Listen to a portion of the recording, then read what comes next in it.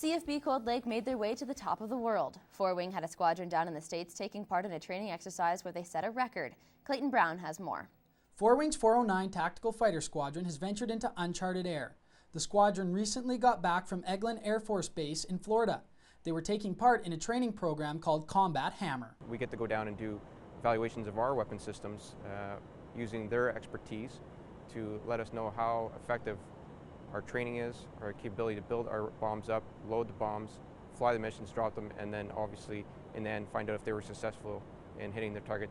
And effective they were. The Nighthawks scored top marks, accomplishing something no other tactical unit in the world has been able to achieve.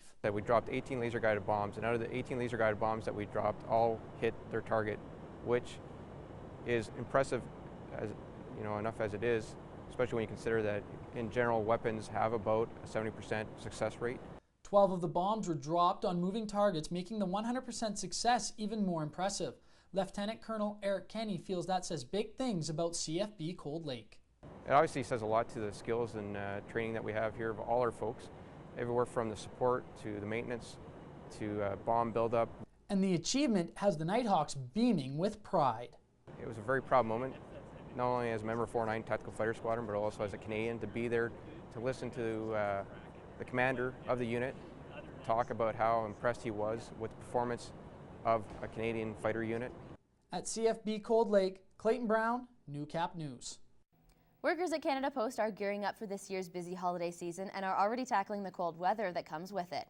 Regardless of what the thermometer says, the mail needs to be delivered. Chris Campbell speaks with a mail carrier about coping with the cold weather.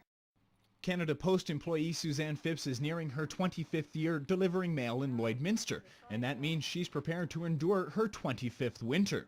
While the winter season isn't officially upon us yet, the temperatures beg to differ. I actually don't mind once it gets cold and stays cold. Getting warm and getting cold, that's harder to kind of get used to.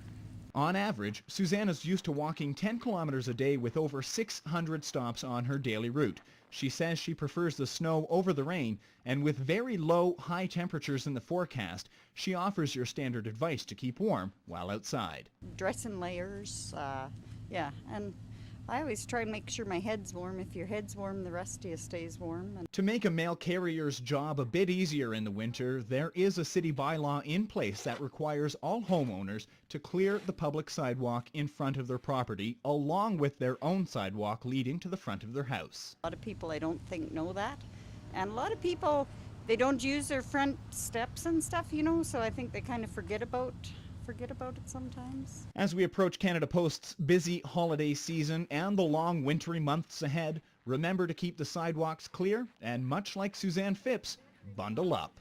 Chris Campbell, Newcap News. That's your top news headlines. Now time for a look at this week's event listings with Travis Kay. Hi everyone, it's Travis Kay with your Around the Region community calendar. This Saturday night over at Kit Scotty Community Hall, the Kit Scotty High School is putting on a fundraiser called Dance Through the Decades, where you can experience some music from the 60s, 70s, and 80s and more. And the great thing about this event is it's a fundraiser for the school. They're looking to raise money to purchase a new school van.